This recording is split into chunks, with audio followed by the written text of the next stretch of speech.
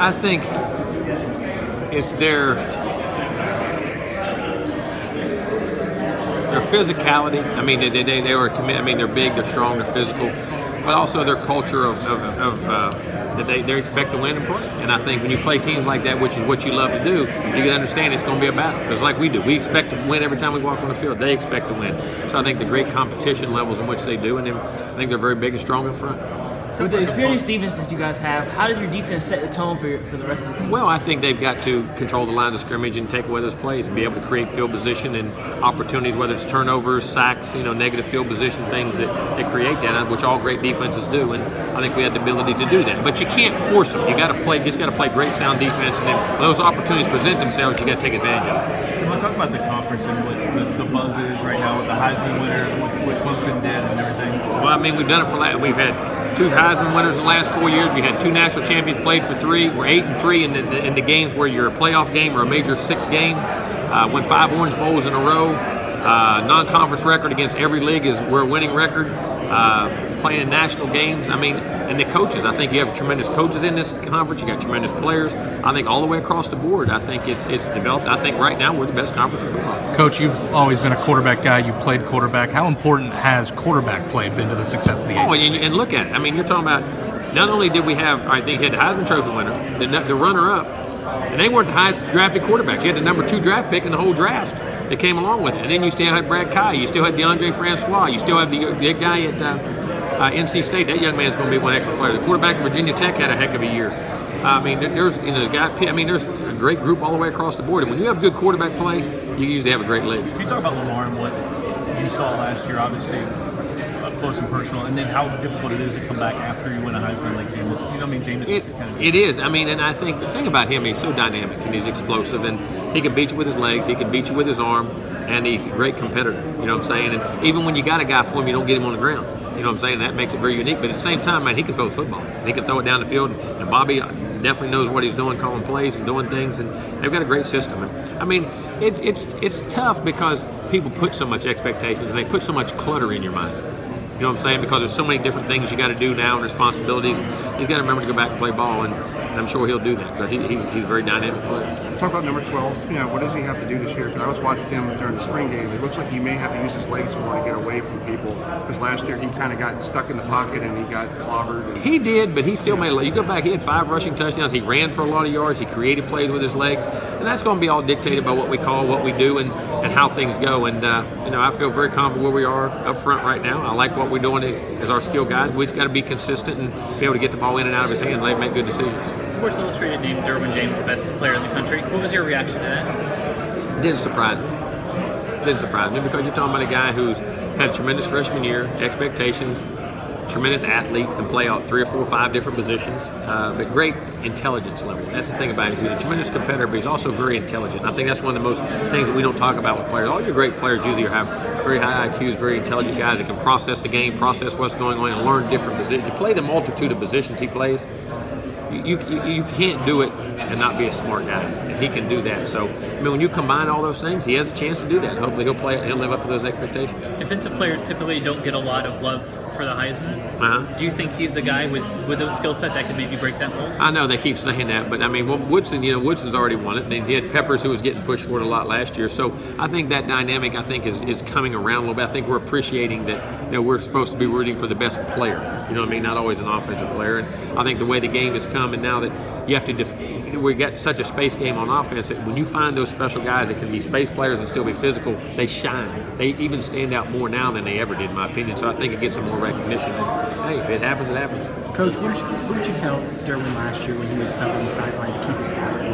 Well, I think for one, you got to be a leader. You got to approach every game as if you're playing. I think it's very hard, but at the same time, if you're a team guy, you got to do that, and don't waste this opportunity. Sit in and watch the game and learn the game and study the game, and look at it like a coach does, and understand why we gripe about such detail, why we harp on everybody doing it right, not 9 guys or 10 guys, you know what I'm saying? And I think he really got a grasp of that because he got to sit back and watch it, how one little thing, when 10 guys are perfect, and one little detail can mess up a whole play. And I think he got a greater appreciation for the game of football. How do you think it made him a better leader? I think it made him appreciate being on the field and what it meant, and that how vital every play, every second is, so how he played in the spring showed that, and I think he got that across to his players. Don't ever take anything for granted. Jimbo, we talked to Marcus Spears, ACC Media Days. I recruited Marcus. See, I signed Mark. He's a great player. He said, great guy. You and Coach Saban used to, during scrimmages, used to pull tricks out of the hat and try to get on each other's nerves and stuff like that. What was those scrimmages like? Extremely competitive. We were like we are. I mean, on both sides of the ball, you had multiple draft picks, high draft picks.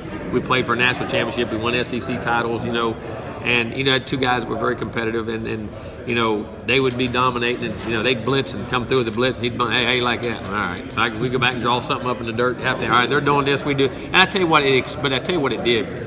It made our players, coaches, and everybody else around us not only interested in competition, but it expanded our horizons of how you got to move the football or how you got to stop people. And I think it made us both better in the competitive nature. He was the head coach, and we ultimately did that. I would never do anything, but we had our pride too, and that's like I want our defense to do here, and when I'm in it with the offense.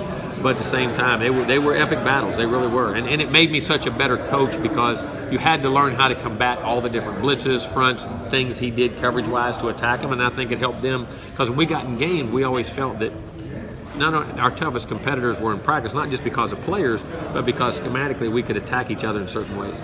Because of that matchup and how much you guys know each other, how much is it going to be a chess match? Oh, it's always going to be a chess match, but we've changed a lot since. That's been a long time ago. But, philosophically, I think is where we're still very similar, in how we look at teams, how we look at the game, you know what I'm saying, and how we approach things, I think, from that standpoint. But I think schematically, little things change, and you got to look on film at what they're doing. But they're not only have tremendous players, tremendous tradition, tremendous history. I mean, they're going to be coaches. He's as good a coach as been in college football, maybe ever. You know what I'm saying? And one of the great ones today. But it's a great opportunity for us at the same time. Did you hear Coach Jimbo say FSU is one of those SEC teams? Yeah. And somebody did tell me that. I think he didn't mean it like that. I think he meant it in how we structure teams. That we still believe in size makes a difference. Size, and then you have to have your dynamic playmakers in your air guys, but at the same time you have to have a certain level of physicality, and defense is the key to everything, and you got to be great in special teams, you got to be great in that, and I think that's what he meant. So they built like an ACC team. Is that what y'all want me to say? But at the same time, I mean, no, it is, and he didn't mean it like that, but just I think philosophically we look at the game very similar of how we recruit, and that because we're head-to-head battles so many times in recruiting and things, and I think our philosophies are very similar. Talk about the coaches in the state of Florida. You got Kiffin, you got Butch Davis back down there. And, just talk about the coaches and the state of Florida and how. Well, it's always been tough. I mean, I don't mean this in any different way. I just worry about Florida State. I can't worry about Butch. I can't worry about Lane. I can't worry about the guys at Florida, Miami. I mean, we control what we control, just like we tell the players, and we do what we do, and we'll get our players. But there's a lot of good ones down there. I mean, Charlie and all those guys they're all over. I mean, Scott Frost does a great job at UCF. I mean, there's coaches everywhere, and it's a stage full of players. Last season, you get pushed by NC State. You see Lamar win the Heisman Trophy, and yet Clemson wins the national championship. This year, you guys have coming back. Do you see the gap between yourselves and Clemson and the rest of the division closing? Oh, most definitely. No, I mean, well, think of this. All right, NC State could beat us. They could have beat Clemson. They're a 33-yard field goal from beating them. Wake Forest Wake Forest has got Louisville all the way to the end. They played us tough as nails. I mean, this team was dynamic. I mean, you go across top to by Miami. Miami had 9 guys drafted. You think about it. They had 9 guys drafted. More, I mean, that's over twice of what we had.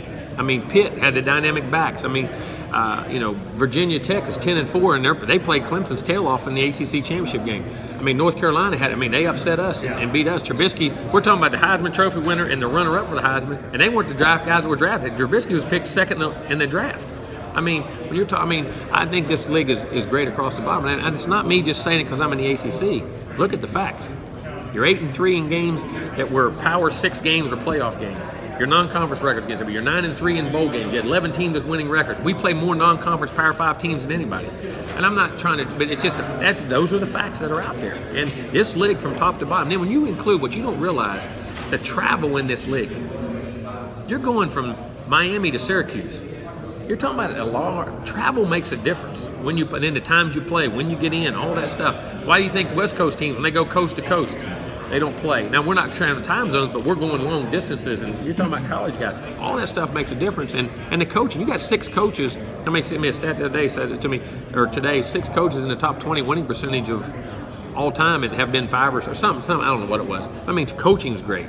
I think it's great across the board. I think it's definitely close. I think this is a heck of a league. You talked about the big area that this league kind of encompasses. The SEC, you mentioned the SEC kind of has a style. It's big, it's physical. It's very, very similar across the league. Is that one of the challenges of coaching in the ACC, is that there seem to be so many different styles of play? I think there is so many different styles and different types of and a number of great quarterbacks. We've had tremendous quarterbacks in this league for quite a while. I think that's one of the things that makes it very dynamic too. When you play against another great quarterback, I don't care, man. It makes it tough. What's the most pregame hype you remember for a regular season game that you coached in? Oh, wow. And I assume this is going to surpass it, but could you remember one that was even close to this? Yeah, we had a couple when I was at LSU. We played Alabama, played Auburn. Sometime we were undefeated. National championship games. SEC title game one year with Tennessee. Here, Clemson game in 2013 was really, we were both top 5. Remember, was really hyped up. I think across the board, 12, 13, 14, probably so. I mean, when you really look at it, I mean, this game here, you'll be hyped as much as anyone, especially for and plus you got all year, all off season to do it in. You know what I'm saying? I mean, it's going to be the highest 2 ranked teams ever playing a college football opener, and the last 7 years, it's the 2 winningest teams in college football. I mean, so when you take all those things into consideration, it's going to be. When you heard the deal was signed, whenever that was a couple of years ago, a little laugh to yourself, like, oh boy, that's going to be a big one. Well, no, they were after us to do it, and I agreed to do it. I remember when I said we were going to do it, and I wanted to do it. And I said, but at first we couldn't get the schedule right, and I said, and plus we were there for years, so we wanted to make sure we're getting our players and what we wanted there, and we agreed that I thought it'd be good for college football, and it was an opportunity for us to do it. And I love the competition. We'll find out now. I think with us, see, people don't realize. Us doing, they say, well, Alabama does it every year. But do those guys all go play Florida? They go play another big non-conference. You don't look at it because it's a rivalry, and that's the thing we got to understand too. I mean, those things are great to have, not all the time, but they're good to have a bunch, because our league has changed. I mean, it's as good a league as in ball. So playing non-conference games, you got to be careful. But hey, I'm looking forward to it. It's going to be fun. You guys have returned 20 starters from last year, and I believe you guys have 3 seniors at linebacker. How important is that continuity and experience for a team like yours throughout the season? Oh, I think it is, and I think anytime the more senior leadership you have, and think how ball's changed. I can remember in the 80s, it went for 16, 18 years somewhere in the SEC, 20 years, I don't know how many years it was. Whoever had the most junior and senior starters in those big won the league. Now you're happy. You say you had 3 seniors, 4 seniors, 5 seniors. I mean, you don't get it anymore. You used to say, remember, for every sophomore you start, you get a loss. Remember those days? I remember those statements. I mean, the game has changed so much. So when you're fortunate enough to have senior leadership and older guys that play a lot of ball, you got to lean on them hard, because today they're in and out so daggone quick. It makes a big difference. Coaches, most coaches didn't grow up in a time when social media was a big deal. How long did it take you to come to grips with how important it is in the recruiting aspect, and how important do you think it is? Oh, it's huge, because it's the way the world communicates. It's the way the world talks. It's the way the world does things. I mean, I think there's a lot of good to it, and I think it's also detrimental, especially in recruiting when you're talking about kids that are anywhere from 15 to 18 years old, and the things that can go on and in and out of it. But it's here to stay. It's not going anywhere, and you have to come to grips with it. We come to it very quickly. How much do you invest in that? Oh, a bunch. We do. I don't personally, I don't have my own personal Twitter and Facebook, but now we do communicate. Our coaches and everybody, we communicate as a team and as a staff, and our organization, we communicate with social media big time with our players. Have to. You don't have like a secret Twitter account anything like that? Nope. Coach, it's an understatement how important the opener with Alabama is going to be from a national perspective, but from a personal perspective, is this going to be the most meaningful game for you just because of your relationship and history with Coach Saban? Well, I don't know if that. I mean, because it's not. I think it's just a great opportunity. I wouldn't say that, because I played national championship games. I played the Clemson game. I mean, what it means, the Miami game, the Florida game, all those great rivalry games. And now, remember, we play Miami 2 weeks later, so we got, and then NC State. We can't get caught up on this Alabama game that, our schedule is very demanding. But, I think it's a great opportunity. I think it is. And again, like I said, Nick's is one of the great, arguably the best coach in college football now, and maybe of all time. I mean, in what they do and the history they have. So it's a great opportunity for us to go play, but we got pretty good tradition in history too. And since 1980, we're the winningest team in college football. The last 35, 37 years, whatever it is, Florida State has. I mean, so you got great history, great tradition, and if you're a competitor, it's what you look forward to. Jimbo, how do you get DeAndre to take fewer hits this year? Well, I think also we got to block better around him. I think guys got to get open quicker. They got to get into their reads, and he processes the game even quicker. And I understand that. And I think even we can switch up play calling, we can switch up protections. You got to do a multitude of things, which as they get older, you can do those things. How do you sum up his year last year? Tremendous. Go back and third down, outstanding. #1 red zone team in the country. 5 fourth quarter comebacks that he took us on game-winning drives. Ole Miss. He did it in North Carolina, whether you did, even though they come back and mount it. NC State, Miami, Michigan, and was doing it at Clemson, and we jump off sides twice. I mean, so you go talk about playing big. The thing you worry about is understanding situation, because a lot of guys will play freelance ball good, but as I say, you can play their normal down's great, but play situations bad and lose. Or you can play average there and play situations well and win. And those key things. He understands situation football and how to play winning football. And he was great in all those scenarios. And that's what I was so proud of. And that's very rare for a freshman to be able to accomplish. And to be able to lead us and then lose games with high expectations, keep us poised, be banged up, and then to come back and lead us to 7 out of 8 victories and beat Florida, beat Michigan, all them at the end. I think he had a tremendous freshman. So what are the next steps for him? Well, I think also not only his development physically and getting bigger, stronger, processing the game more, which he does in study, work footwork, work mechanics, but also as a quarterback, learning how to communicate with your teammates as far as you've gained their respect. They know you're a tough guy. They're going to follow you, but also knowing how to interact with each guy's personality. Which guy needs a pat on the butt here? Which guy needs you to get on his butt? Which guy needs you to drag him with him? You know what I mean? And understanding how to do those things on the field, off the field, those are such a big, because when you're young, you had to worry about yourself. You got to establish yourself. But then once you do that, you got to learn to branch out. But at the same time, now the key is, how much does it take away from me individually? And there's a fine line, and that's why guys have growth, and I think that's where he's got to continue to grow. And I think all quarterbacks do that every year.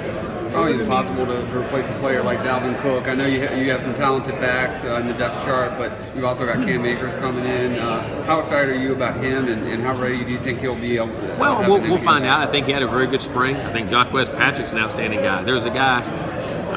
There's some other guys in that group now that you're not talking about that are very dynamic in that group. That Mir Rasul is a guy who's, I think, outstanding. I mean, really outstanding. Ryan Green is the guy who has a chance. Cam I think has a chance, and he continues to do what he does. I was very pleased with his dynamic. He learns well, he plays well, he's got all the tools, I think, to be a great player. But then you got Kalen Bourne, Conjay White, Sheffield. There's a good group there, and we're excited about that group. And again, you never replace Dalvin. But what Dalvin does is create the next Dalvin or the guy that's greater, because that's what you have with Warrick Dunn. Somebody's got to set the standard, and somebody's got to go reach it, and hopefully we'll be able to do that and get the production out of multiple guys.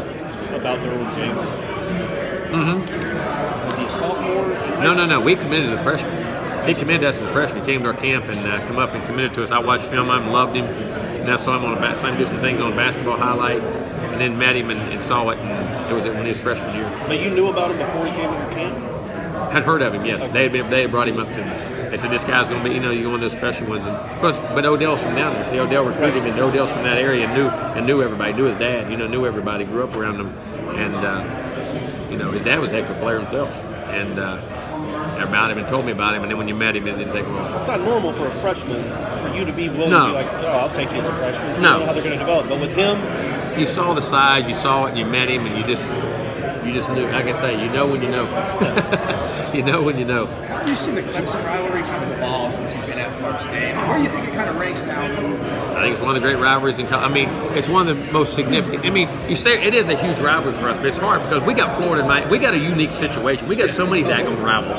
We got more rivals than anybody.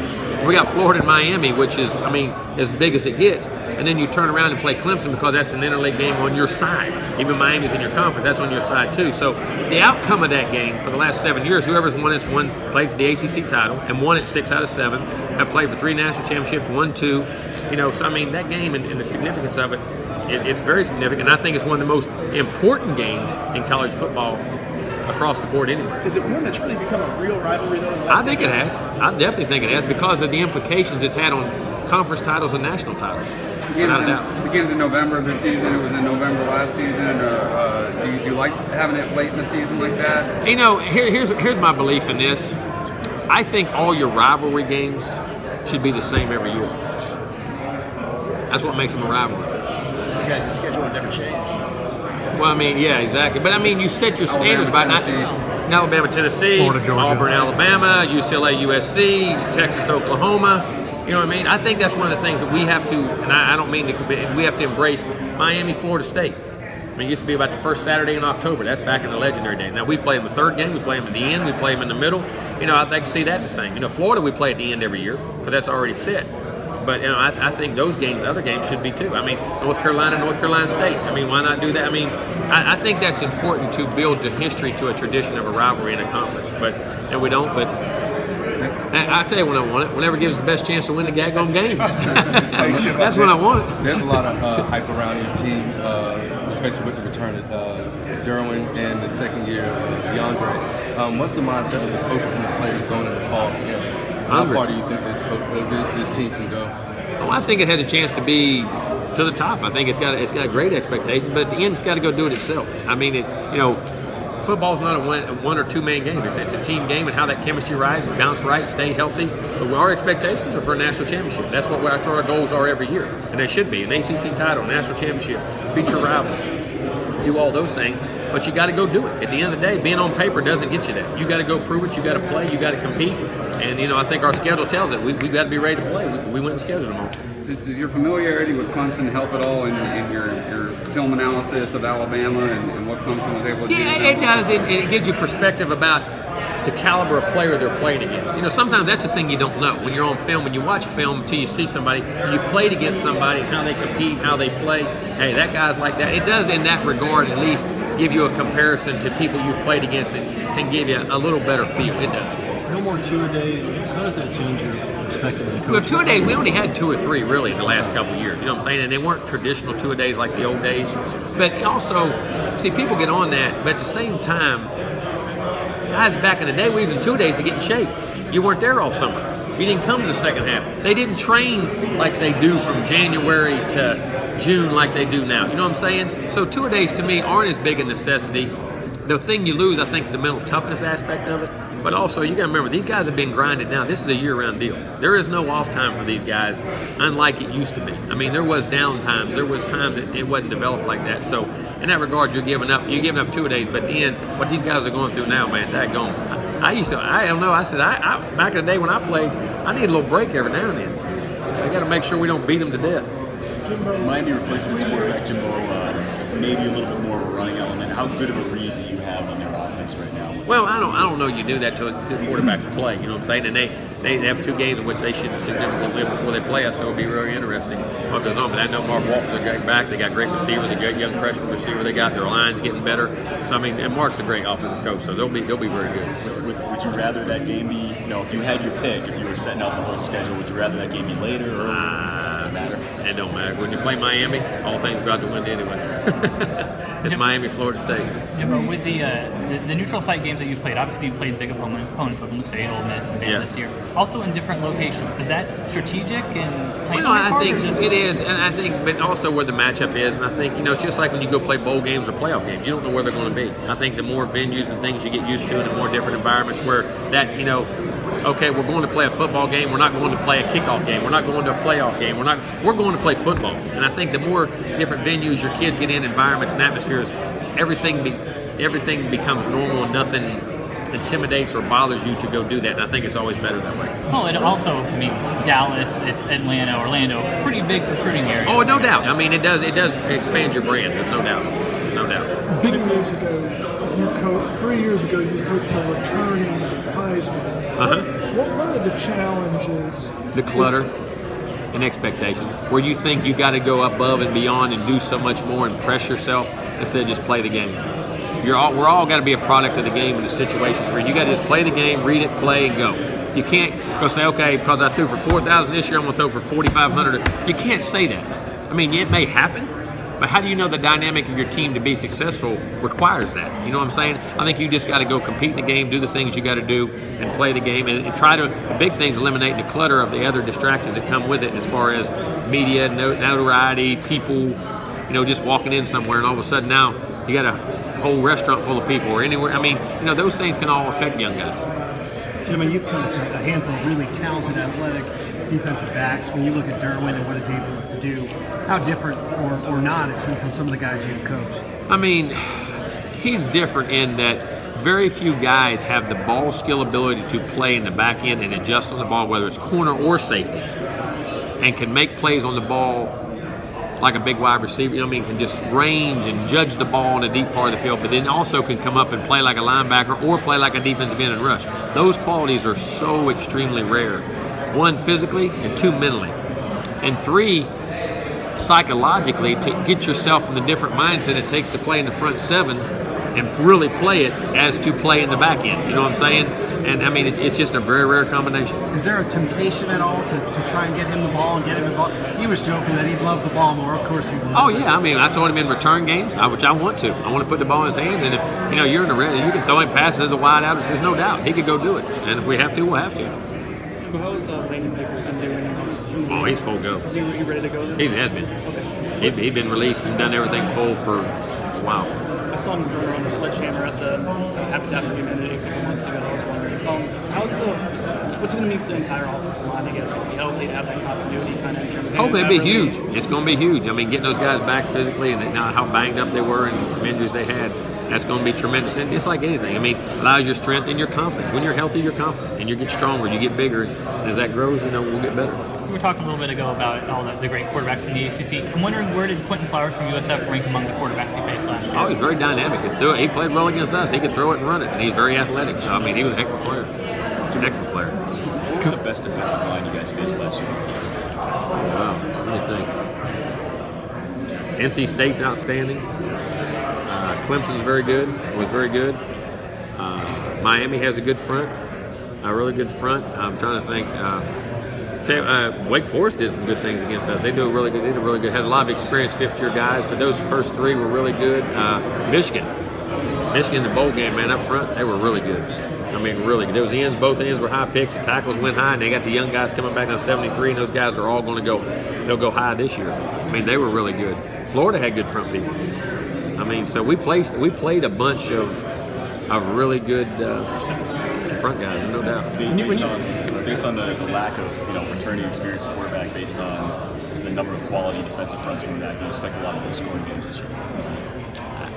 I give up. Hey, they make big. How you know secondaries are good or not good? I mean, you get so much space. It makes it harder to score when you got those defensive lines, but I don't ever know. I ain't trying to. I'm worried about us. When you look at the run that the SEC had and people talking about how great that league was, I felt like a lot of it was predicated on the fact that they just had great defensive fronts throughout that league. As you guys have caught up here, it's a lot of the same thing. You look at how many of those schools, even smaller places like Wake, that are bringing that and level of quarterbacks, talent. and we've had quarterbacks. Yeah. This league has produced a ton of quarterbacks here lately. I mean, great quarterbacks in college and pro football. And when you combine defensive line and great quarterbacks, man, it's hard. Those are the things it really takes, in my opinion. It's clear to see that you guys have a lot of talent this year, but what are some things that the public may not know about your team, like intangibles or just things that go on in the locker room that you like about your team? I think the continuity. I think that the camaraderie. I think there's a hunger and an urgency. I really think they're an extremely competitive group. I mean, they can go at it, but at the same time, there's a lot of when you see one of them, you see 6 or 8 of them, 9 of them. There's a lot of guys that run, and there's a very good chemistry above the guy. They like each other, which you don't. I know I've been on great teams that always didn't. You know what I'm saying? But I mean, this group continue. I think they'll play hard for each other. I think there's a sense of responsibility and urgency. You guys are replacing talented people every year, so I know it's never like a big deal for coaches, but there's another level when you're replacing a generationally good quarterback like you had to do with Jameis. Clemson's going to have to do this year. What is there a different challenge as a coach to handling that situation, or to convincing the next guy you don't need to be this guy? Well, I think that is, and I think that's what the team has to do, and you have to find ways to have success scoring points and things to make him feel comfortable in that way, where it's not always on his back. You know what I mean? At the same time, though, he's got to make plays when he has to. But that's a very fine line, because when you're a predecessor there, you want to top what they've done, and sometimes you go, hey, do what we ask you to do, and our team will take care of itself. And I think that's part of the team's job, to help those guys get along with this. Do you remember conversations with Sean throughout that spring after Jameis left, that I gotta make sure I talk to this guy? I say that to all of our guys every year, though. Yeah. Listen, we've had great players. We've had be who you are. Mm-hmm. You can't be anybody but who you are. And think about it. There's been so many different guys that have been successful and how they've been successful. Do what you do and do what makes you successful. Because at the end of the day, it don't matter how you get it there. Just be able to get 10 guys to follow you, and guys on defense want to play hard for you and move the ball down the field. However you do it, do it. Is that almost then when you're kind of evaluating that? It's almost like how much of those 10 guys following you in the locker room? No doubt. That's the biggest thing. You can be the superest guy in the world. Those guys don't want to play for you, don't want to die for you, and their defense don't want to stop them for you and get your ball back. You can have all the ability in the world. It don't mean nothing. Coach, you obviously followed a legend, but when you look at Justin Fuente's first year at Tech, what are your impressions of his performance? Oh, I think he did outstanding. I think he won 10 games, played for a championship. Very dynamic in everything he did. I thought he did a heck of a job. Have you seen a change for Tech on the recruiting trail since Fuente was hired? We're up there some. I mean, in Virginia, that area, but we run into them some. We always have. It's very similar. I don't see a change. I mean, but they've got really good players. What did you see from Levante Taylor, Kyle Myers, those guys competing for the very happy. Very competitive, can play outside, can play inside, great knowledge, great hunger, very smart guys. I like that group of DBs. Are they interchangeable, those two with Star and Field? Oh, they can both do it, yes. How's Marcus Lewis doing coming from the hip injury? Okay. I think he's getting healthy.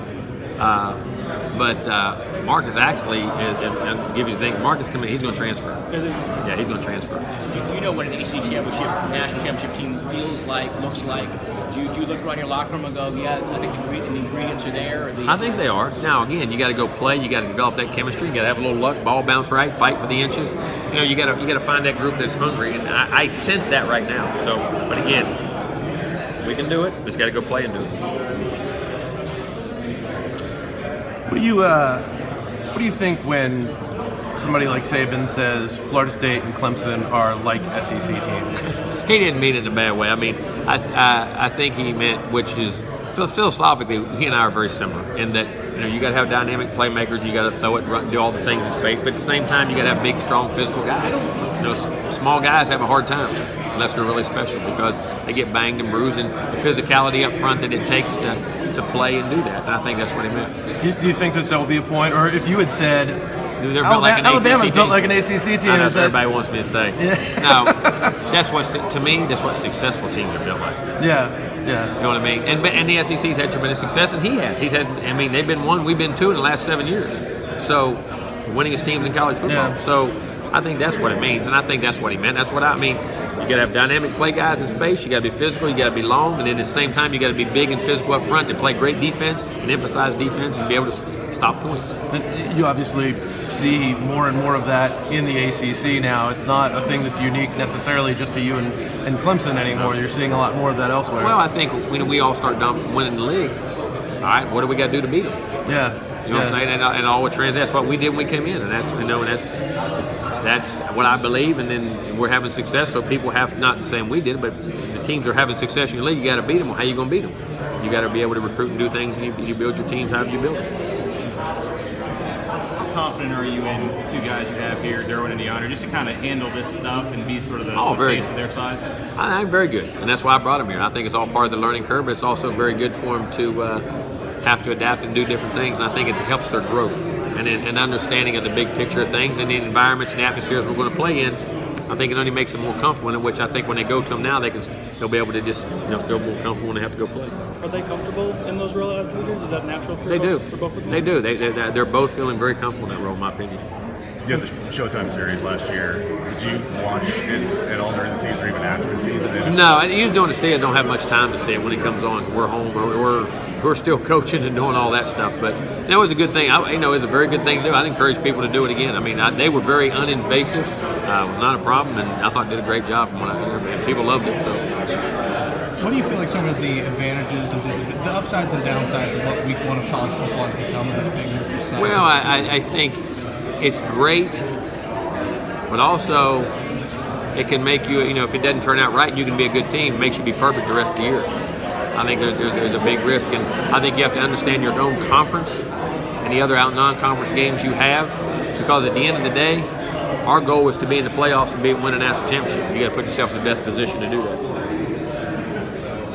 What do you make of the kind of hype around Cam? Does it make you nervous as a coach when a guy who hasn't taken a snap in a game yet is?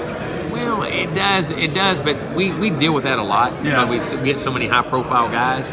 But you also got to make sure he's ready for the stage. Doesn't mean he's not, or that you got to make sure he's ready for the situation that occurs. Now he's done a tremendous job. Yeah. He's done a great job so far, but he still has to do it in the fall. He has to earn it. He has to compete and make things happen. Do you have a feel yet whether that running game can be as good as it was last year without doubt? Well, I mean, we ran football in the spring. I mean, and they were good on defense, and we're very good on defense. So we have very good backs, Jacquez and Cam and Amir Rasul and Ryan Green, and those guys. I thought they had good spring. Vickers at fullback and Neighbors and all those guys. I think they were very good. So even Dalvin's freshman year, he didn't get the bulk of the carries until midpoint in the season. After the midpoint in the season, he was still getting 8 or 10 carries, but he hit some big runs and then took off. And then second half of the year had a great year. Are we going to see more carries by committee this season? Oh, I don't know. We'll see. I don't know. I gotta wait till practice goes. Who's healthy and who's playing well? You said Vickers going to play some fullback? Oh, that's where he's gonna play. There's a lot of one. Vickers a very talented guy. He's the most gifted guy we've had there at that position as far as athletically. He's grown. He's really matured and catches the ball very well. Big, physical. I like the spring he had. We didn't play that in the spring. Good. He's good. He was squatting the other day. They say he was squatting 550 pounds the other day or something, or was on the squats and that's a lot of guys. We had a ton of them do that. But he's big. He's having a good spring. Having a good summer. How do you kind of juggle using Derwin in several different positions as opposed to, maybe if we just leave him at one position, he can be really, really, really good as opposed to trying to make him. Well, but he's so productive at those positions. If he felt uncomfortable at him or was something new, he grasped those so easy that we got to match him up and make sure he's where we think we need him the most and he can have the greatest impact. I think it was important for Derek Nottie to come back for his senior year. Oh, huge! Because I'm telling you now, he's strong and big inside now. And that guy, when he got banged up that second game, and then was for 4, 5, 6 weeks there. When he got healthy, we changed. We changed inside, and then not only, and he's rare that he's a shorter guy, but he's got great pass rush abilities too. He can leverage it, but play in the front, strong. And he's just now realizing how good he is. I mean, he really is. He's just now really realizing how good a football player he can be, and he's going to be a huge part of what we can do. He and Christmas inside, and those young guys. That depth that we got to provide inside the D-line. How did Nick hire you? What was y'all's connection? You were Cincinnati, right? I was at Cincinnati. I guess some people had told him about Southern guys who had been down there, and it was recommended highly by some people. And that year, we played Wisconsin, who won the Big Ten. Okay, and Ron Dayton. We were a 32-point dog, and we beat them. When I was at Cincinnati, we moved the ball, and they were very good on defense and offense. And the next week, we went to Ohio State and had them down 17-0 in the Big House. They beat us by like 3 or 7 points, and we ran a crossing route on about the 10-yard line that either tied or put us up or something late. I'll never forget this. We had like 580 yards or 60 or something like it was 550, 60, something like that. We had a really good outfit. And our guy come off the butt of our guy, and we hit a crossing route and scored on about the 10. They called an illegal pick. It wasn't a pick. We couldn't get off the line of scrimmage. The guy was jamming him so daggone good. We couldn't get off, and they called. But I think we saw that we could move the ball. You know what I'm saying? And then I'd been to South. I'd been at Auburn before, been to South. And then, he'd heard, we were both from West Virginia and all that, and he'd heard good things, so he just called and interviewed me. I actually went there, when I interviewed with him, I went to East Lansing. I went to his house in Michigan, because he was still, back and forth, so I went to his house and interviewed him. Obviously just taking I'd taken that was actually his first guy he hired. Did you know that Cincinnati staff was that good when you were there? Yeah, it's funny. I knew we had good coaches. I really did know we had good coaches. Erline and, of course, Mike Tomlin and I, that's when we became such good friends. We'd go at it every day because he was a secondary coach and I was the OC and quarterbacks and all that stuff every day. We laugh about it all the time now. We had Joe Daniels, who had passed away now, was a great coach for years at Ohio State, Pitt back in the day, West Virginia.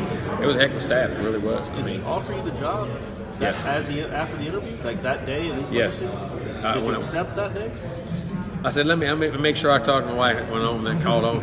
What are you waiting on? I said, no, but I said, I don't ever do anything. But he offered it right then. We interviewed for a couple hours there at his house. Terry was at his house. They become, that's what I say. We interviewed right there in East Lansing. He interviewed me and offered me the job. That was your first time ever interacting with him? Mm-hmm. What was your first impression upon the interview? Very knowledgeable. Very direct, knew what he wanted. You could tell he was an in-charge guy, a guy who knew what he wanted, how he wanted it, and was very, very set in his ways as far as, I know what I want, this is what I want, but communicate to you very well, you know what I'm saying? Very similar to what I grew up with. I mean, it's the way I grew up. I mean, believe it or not, and I felt very comfortable with him. A lot of people said they didn't. I always felt very comfortable with him, all the time. I always did. Tomlin was a fledgling back then at Cincinnati. He stayed one more year, then went to Tampa Bay, and I left that 1 year and went to LSU. What struck you about competitive, very driven. You could tell Love had great passion to coach. You know what I'm saying? I mean, by how everybody says I'm so energetic and on guys and demand. Man, he coached every second of everything they did and knew what he was doing on them. They could, very multitasking, got the big picture of things. You know what I'm saying? And very good personality, great personality guy. And you stay in touch with him still? It's the time we see each other, we laugh all the time. Not as much as we should probably because we both get so busy. But yeah, I mean, we see each other, we laugh, joke, and we have a good relationship. He's a great guy. What remembers from that Alabama game in Jacksonville, your first year at Florida State? What do you remember about that? Neither one of us could move the ball across the street in the first half. They were good. We were good. We were trying to emerge in an offense. Big plays in the second half. We got loosened up, and then we had to get the ball down the field. I remember getting protection, get the ball down the field. We did. Xavier made some good plays, and then I remember getting behind or getting close, and they made that comeback, and I know he was going to bunch, and we had to throw the football to win, and we hit that little route to, and what's the name? Cody Fagg broke it and made a big play, and we were able to do it. But very competitive, and it was funny because we had just left each other.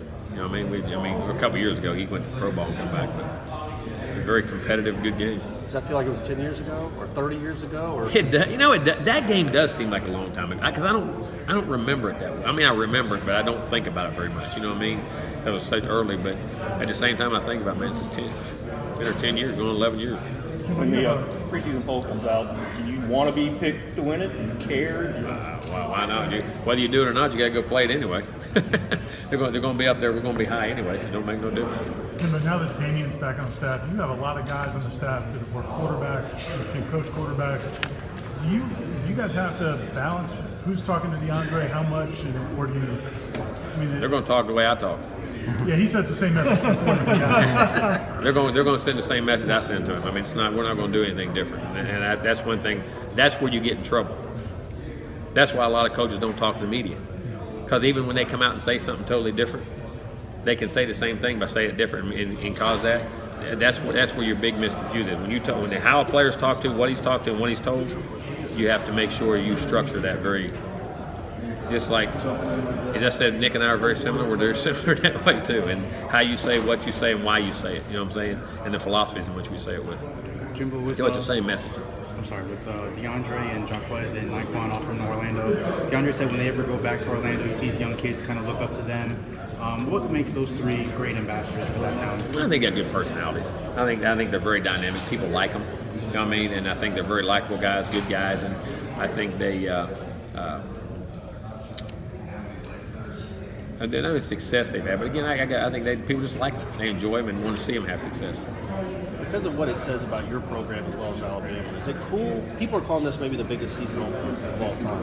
Is that cool to be a part of it? Yeah, why not? Why not be? You want to be a part of history? You got to go play it, and you got to go do it. And it doesn't affect me one way or the other, but it's nothing bad. I don't think there's anything bad about it. Jimbo, do you did your team reflect going in the offseason thinking about the loser game last year? Is that kind of motivating factor for you guys more than any other? You learn from it, you move on. I mean, you don't dwell on games. You learn from games, whether you win them, whether you lose them, and you go play, which I thought we did, and played very well coming out the second half. And hopefully learn from those mistakes when we play them again when we look at the film. Lamar obviously going into situations the same as James. What was kind of No, you can't don't try to overdo. Go play. All right? Whatever the game dictates, you play. Do what you got to do to win, and try to eliminate the clutter and all the distractions off the field. Do you feel like you've got a receiver this year that's ready to kind of make that next step? I think our receivers can be very good. I'm very high on Nooney. I think when he focuses and plays well and structures himself, he can do everything he wants. Auden has really developed himself as a route runner. He's a big physical body, great ball skills. Keith Gavin, extreme. I mean, I don't want to put pressure on him, but Keith has all the tools to be a great player. Can run all the route tree, is fast, can run, make big plays, catch a ball, that way. And Phillips, he's got him, and then George is still banged up. He's hurt, but trying to recover from that. And then those young guys coming in, that's how they do. But those guys there can be really good players now. Can be really good players. Will George be able to do camp stuff? I don't know. We'll wait and see. I'll wait and see where he's at here. Is it, when I get back. With George, has his spirits gone down? Is it tough? Oh yeah, it always is. It's all. I mean, you got to continue to remember it's nothing you can. It's nothing he's doing wrong. Right. Some guys recover quicker, some guys don't. I mean, three or four guys had that same surgery. They come on, and it's nothing. He hasn't done anything wrong. Some guys just, that's sometimes there's different recovery times for that. But hopefully, I think he's getting better and better and running, from what I understand. So we'll see. In the spring, tight ends said they were getting more involved in the passing game. You still like what you're seeing out of Maven in this game? Well, I mean, I haven't seen them that much, but I mean, they're working hard, heard good reports on them all, and everything's going. It seemed like, were you more challenging Naquan in the spring, or more trying to give him confidence that, hey, you can be that guy? Both. I mean, he can be that guy, but again, you got to be that guy every day. You got to go out and do things right every day. It's not complicated. When I go back, everybody says Michael Clayton caught 60 balls as a freshman. Josh Reed's the all-time lead receiver in SEC history. The first year he caught 80 balls, and he played 2 years as a receiver. He's the leading. I mean, it doesn't take long. Dwayne Bowe did it as a freshman.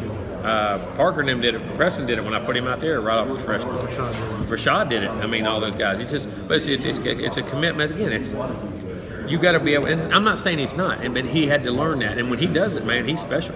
I mean, he really is. And it's not a character thing, but just you got to compete every day. You got to play every day. And guys are going to ride. You beat them one day, they're going to come back the next day and play you. You got to be willing to take your game to another level. Kelvin was kind of like that, where it just KB did, and it took him a while. It took him, the first year, because he never got to play because of the screwed up. That was a bad thing on the NCAA's part. That was not his fault. Where he had to play like as a red shirt, he couldn't play. Then the next year he had to learn. He hadn't played in 2 years, and he had to learn consistently. He still had 30 balls, but then he said, "Okay, all right, I'm gonna do everything you say." Boom, changed everything.